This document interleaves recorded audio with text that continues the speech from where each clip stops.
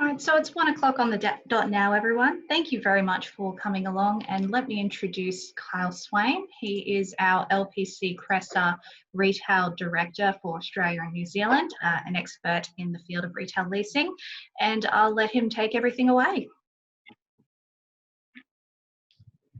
Okay, thanks, Beck. Good afternoon. We only have 15 minutes, and there's a hell of a lot to cover in that 15 minutes. So a lot of what I cover will be pretty high level. We'll just bring up an overview of what will be covered. We're going to cover off rent relief during COVID-19. That's obviously the main question being asked through the NRA and also through Lpc Cresa. Our inquiries are all linked to how to achieve rent relief, how to get rent reductions, how to engage with landlords on that point. Also, another of the major questions we've been asked in the last couple of weeks is, can my landlord terminate my lease if I get behind on my rent during this COVID-19 period? There's a lot of concern from retailers on that point. Something that's come out just yesterday is in the news today a lot, stemming from one of the Prime Minister's announcements on Sunday night, is that there's a guiding framework for landlords and tenants during COVID-19 now. So we want to address that because that very much plays a part in how you should develop an action plan for seeking assistance from your landlord. So to cover off firstly rent relief during COVID-19, clearly it is the major concern of every retailer. And understandably so. Sales figures are starting to come out now from March, and they look fairly dire unless you're in a supermarket. We understand many of our clients are reporting anywhere from 20% reduction on sales to 80%, and we're also working with close from the directives from the government, so earning zero income at all at the moment. So rent relief is critical to surviving this period, the temporary period. We're expecting possibly 3 months, and as far out as 6 months of interrupted trade or restricted trade, possibly even lockdown, which we still are half expecting to come, full lockdown. So it's a very fluid and dynamic environment right now. Everything that I tell you today is relevant today. We may need to update that tomorrow. So that's why each Wednesday at this time we'll do a quick 15-minute overview of anything that is relevant, the main questions that we're addressing over the past week, give you some updates on any announcements and how that impacts on retailers and their options for their lease and their business. Seeking rent relief, there's some important things to remember. Your lease, you are legally obligated to the terms and conditions of your lease for the full lease term, and there's no provision, unfortunately, in the leases for a major event like this. So technically, a landlord is not required by law to provide you any relief, and so any rent relief or rent reductions are purely by negotiation on a case-by-case basis. So at the end, we have a little action plan for retail tenants on how to go about requesting that. It certainly is possible. We've already achieved rent relief for a number of our clients, a number of NRA members. But it's also important to remember that we're addressing rent relief requirements right now for this current period, and that may change dramatically in the next week for individual businesses. So any agreements we're negotiating with landlords are generally on the basis of being the first measures and to be reviewed either at a set time or if and when things change dramatically, for the better or for the worse, hopefully for the better. The big question being asked by a lot of retailers who are just unable to manage their full rent this month, as of today, April 1st, there's a lot of rent needing to be paid. And we're being asked a lot whether landlords can terminate their lease if they fall behind. Payment of rent is what you call an essential term in a lease, and we want to avoid breaching any essential terms if at all possible. But when a situation like this arises and it's just not possible to pay the full rent, whether you have agreement or not from the landlord at this moment, we would really recommend to not pay rent, but if you're not able to, you're not able to.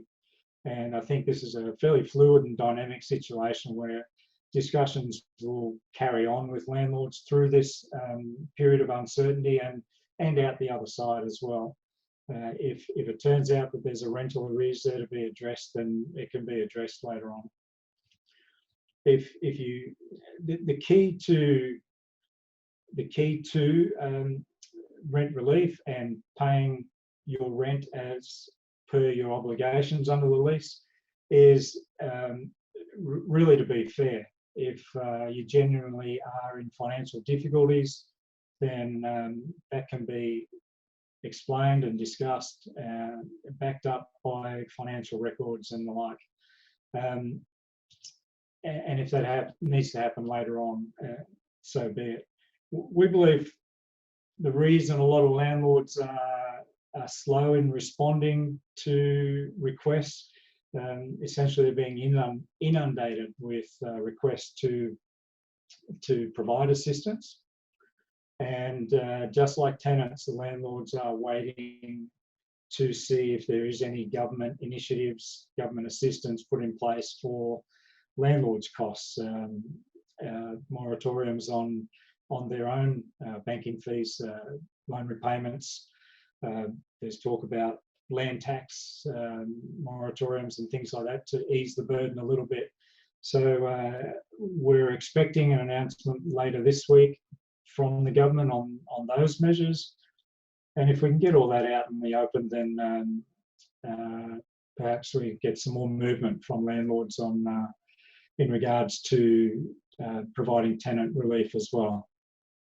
I want to touch on the guiding framework that came out yesterday, because this really lends itself to the fundamentals of how you as retail tenants should be going forward with your discussions with landlords and approaching landlords with a plan for how your business can get through this period. The guiding framework, as I said, was based on Prime Minister's announcement on Sunday night of essentially a set of principles that the National Cabinet had come up with based on advice and feedback from industry specialists and so on. The key stakeholders, the key retail bodies, the National Retail Association, the Australian Retail Association, the Pharmacy Guild representing tenants, and the Shopping Centre Council of Australia representing landlords, have had significant meetings on Monday and Tuesday following that announcement, and they've put some framework around those 7 key principles, and they've agreed and signed off on those principles as a means of moving forward with leasing practices between tenants and landlords over the next period during COVID-19 on a temporary basis. And the hope is that these principles will be picked up as a code of practice that is adhered to nationally and possibly treated as regulatory standards to implement it as a part of the Act in each state and territory, perhaps. But as an immediate measure, those signatories have signed off on the principles that do provide some protections and some guidelines for how landlords and tenants need to interact.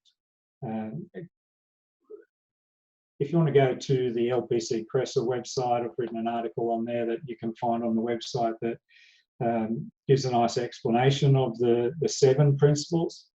But some of the key ones in there include the temporary moratorium on eviction for non-payment of rent. So to answer the key question, can your lease be terminated for getting behind on rent? Under these principles that have been signed off between landlords and tenants, essentially no, not on debt that's incurred during the COVID-19. There'll certainly need to be a moratorium on any termination or recovery action during this period, but it will need to be addressed at some point later on. And the concern with that is that we don't expect trade to return to pre-COVID-19 levels immediately upon any restrictions being lifted. Many retailers are forecasting a sales decline of around 50% in the financial year following COVID-19 compared to pre-COVID-19. So it would clearly be a very difficult situation to repay an arrears amount in the period after COVID-19. And that's a concern with landlords offering rent relief that needs to be paid back within a 3 or 6 month period after the restrictions are lifted. Other principles, the tenants and landlords are being encouraged to agree on rent relief or temporary amendments to leases, and they can be put in place quite quickly, obviously by negotiation. And there's one of the clauses, or one of the principles, is that a lease may be terminated if the tenant is in significant financial distress during the COVID-19 or as a result of the COVID-19 restrictions and impact on trade. Now, the signatories don't fully support that position. Obviously, the peak bodies want to keep businesses in leases and encourage landlords and retailers to work together to make sure that happens. The big risk for the retailers and landlords, obviously, is that there will be a lot of empty shop fronts come September, October this year if retailers are unable to see their way through this next couple of very difficult months. So it's crucial to be working together. We don't see any benefit to landlords to take a hardline approach now. And we have seen plenty of hardline approaches so far, but we don't see any benefit to landlords to take that approach if the shop's not going to be reopening and fulfilling its lease obligations after COVID-19. I think what I want to do is spend the last couple of minutes quickly going over some action steps that I've prepared for you, and this calls into play the principles, as well as just gives you a practical step-by-step approach. If we go through those quickly, what you need to do, and there's a lot of stress between landlords and tenants right now, you really, as a tenant, as a retailer, you need to start thinking of your landlord as a key stakeholder in your business right now. They're crucial to your survival and to your success on the other side of COVID-19. And you need to include them in your planning and in your discussions around this period and the period following this. We suggest that you engage with your landlord today, particularly seeing as rent was due for most retailers today, the first of the month. Some of you may or may not have been able to pay all or any of that rent. The worst thing you can do is not communicate with your landlord around that. So please engage with your landlord today and engage regularly on a daily basis, initially on a weekly basis. They may have updates for you as well, but please keep them informed of your performance, your trade, how you're tracking and what your needs are as a retailer. Not only around trade, but around the safety of your staff and customers, particularly in shopping centres which are remaining open. compile accurate performance data. That's one of the points, that if there's any negotiations on rent relief, you will be required to provide accurate performance data or sales data, P&Ls, last 12 months of trade, sales data from this past month, transaction numbers, things that can show exactly how much decline you've experienced in trade, and give some understanding to the landlord of what level of relief is required or is valid. We always suggest that prior to seeking landlord assistance, you should take every other step possible. So please manage your operating costs, manage your staff, manage all the costs that you can, take full benefit of the government assistance that's available before you go to the landlord. We'll be able to supply that brief action plan after this, if you want to get a hold of that. There's some valid points on there, so please try to engage with that action plan if you're going to approach your landlord for rent assistance. I'm not sure if Beck is there. Are you? Yes, I'm here. Is there any questions specifically we need to cover off before? So we do have a few questions. First question from Anthony. He wants clarification that rent is controlled state by state by the state governments, and there is no federal standard. Can you comment on that? Yeah, rent is not controlled by state, but the legislation around leases is state by state. So there's the Act is different in every state. There's minor differences, so depending where you are. But that's one of the issues with trying to get government action nationally, because we saw last week, on Tuesday last week, New South Wales Parliament actioned an amendment to the legislation in New South Wales, and it hasn't been adopted by other states as yet. So that is one of the challenges at the moment. We've also got a question from Michael. How do small landlords that rely on income from their investments to live daily respond with rent income ceasing? How do smaller, I think I got that. Look, there's no doubt landlords, like retailers, come in all types. We're dealing with mum and dad landlords, and we're dealing with large institutional investment, REITs and the like, and dealing with them are very different. We actually had one landlord reply to a request for rent relief saying, can you please pay all the rent, because I'm using that rent money to support my son who's actually in hospital with coronavirus. So it just comes back to the point, treat your landlord like a key stakeholder in your business. A lot of them are in the same boat as the tenant. A lot of them rely on the income from that, and it really needs to be a joint effort to get both the landlord and the tenant through this really difficult situation. So you're going to get a different response and possibly different solutions from different types of landlords. Do we have time for one final question, Carl? I have time. From Suzanne, inquiring about a breach of lease if she closes to protect her staff, and if she could move to a smaller shop in the centre and still have 5 years on a lease. Two very distinct questions. One is directly related to COVID-19, and I think we've seen in the last week the number of larger brands that have chosen voluntarily to close their stores on health and safety grounds. The likes of everything from Freedom, Myer, 600 odd stores under the Premier brand, which include Smiggle and the like. All of those brands have chosen to close their stores for health and safety reasons, safety of their staff and customers.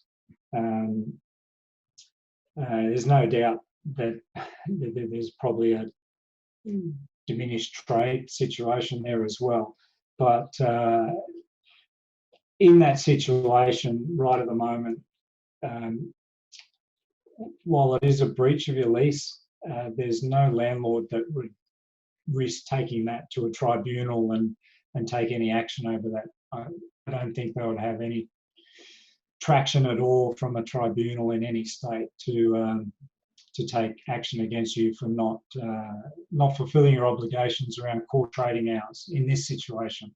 The second part of that question was to move to a smaller shop and to renew a lease for 5 years. That's a conversation that will probably happen in a lot of instances, particularly in shopping centres over the next 3 and 6 months, as there will probably be a lot of empty shops, unfortunately. So the opportunities may be there. And there will definitely be the need in many cases for retailers to explore opportunities to reduce their rental obligations and still be viable. So two separate parts to that question. One is the more immediate. The second part is looking ahead to post-COVID-19. And I think there'll be plenty of those conversations with landlords. Brett asks, is it fair for landlords to ask for proof that tenants have sought all possible government support before approaching the landlord for relief?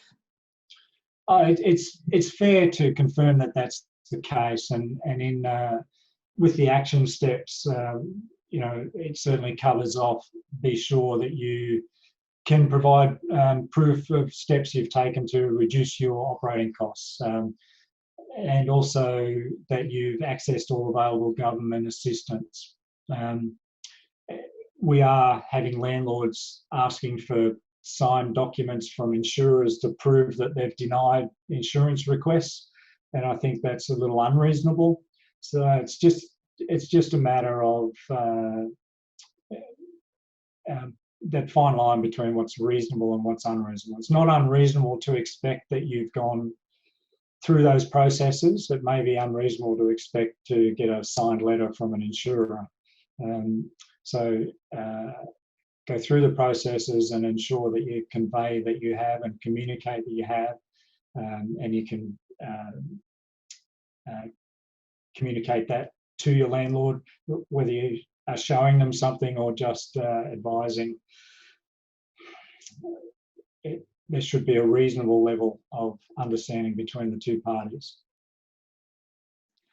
Wonderful. And final question for real this time now, since we've gone quite over time.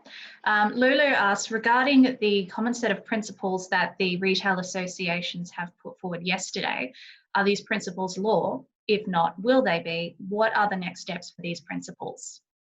Yeah, no, they're not law as yet. They're guiding principles. They're a framework put forward by the peak bodies in response to the principles put out by the National Cabinet.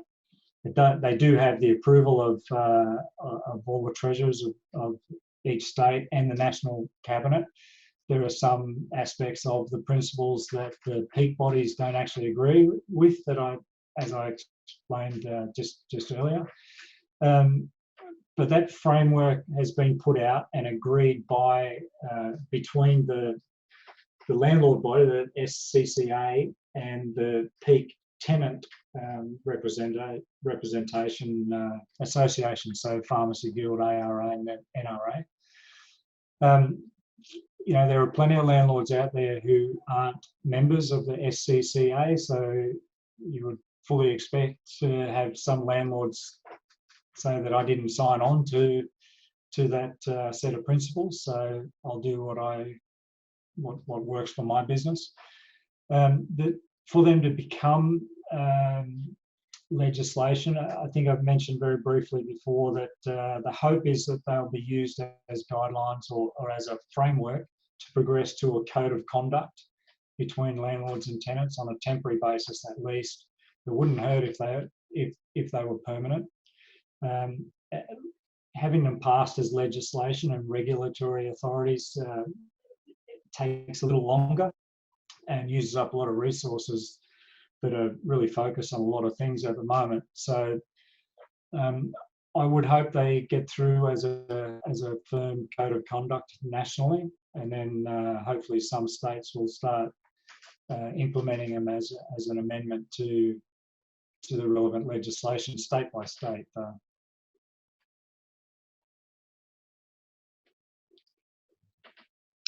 All right, so thank you very much, Kyle, for taking this time to sit down with us and talk through. As you did say, same time next week, we'll be providing updates as the situation is very fluid and what we've said this week might not apply next week.